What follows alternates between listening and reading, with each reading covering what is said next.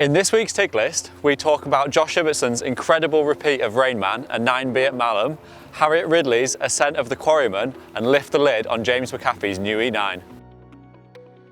Josh Ibbertson has made the third ascent of Rainman at Malham.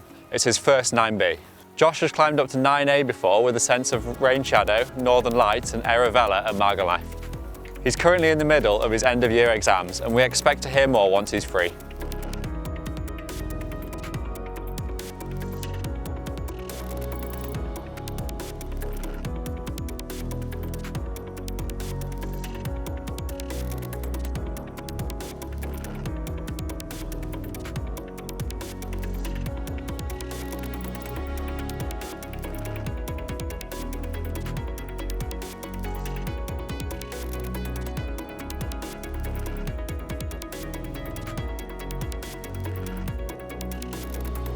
Harriet Ridley has climbed the Quarryman E87A in the Clanberry Slate Quarries, completing all 4 pitches in a single push. Harriet had been looking at the route over the past few months with her partner Chris and enjoying the focus of having a project and aiming to climb the route in a single day. The infamous groove pitch might be easy to access and feature unique climbing, but very few climbers have completed the whole route in a single push. On her motivation to climb the route, she told UKC, "I find the slate intimidating and it took a bit of time before I believed myself capable of doing the route. In part because I found the climbing difficult, but also because I thought some of the run-outs would push me too far beyond my comfort zone. I guess that was part of my motivation, to see if I could operate in that uncomfortable territory."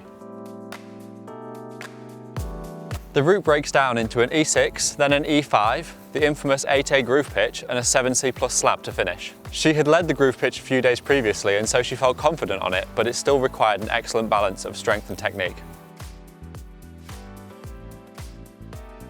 James McHaffie has climbed a new E96C in one of the quarries in the Clanberry Pass, naming it Master's Crack. Whilst James is not entirely sure of the difficulty, he estimates it to be around French 8B.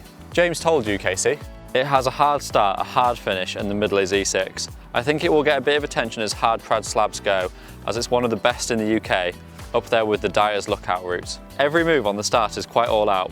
First few moves are protected by some pegs, then pumpy to place kit, and you get stood up for a breather. After this section, there's an E6 crack to a rest about 3/4 of the way up before the all-out final section." James said, "Most moves from this rest to the jugs near the top before the piss finish are 6C. Side pulls and small feet, thin finger jams and wild moves. I'd only played on 2 move sequences on this, and on the link it did feel sketch and tricky to stop and place key RPs. I was chuffed to get through it first go, slapping a couple of the last moves." James is one of the most accomplished trad climbers in the world, with many first ascents and hard repeats to his name, and last year he became the first climber to complete all the routes in the classic book Extreme Rock. Don't forget to tell us what you think about these ascents and like and subscribe for more news every week.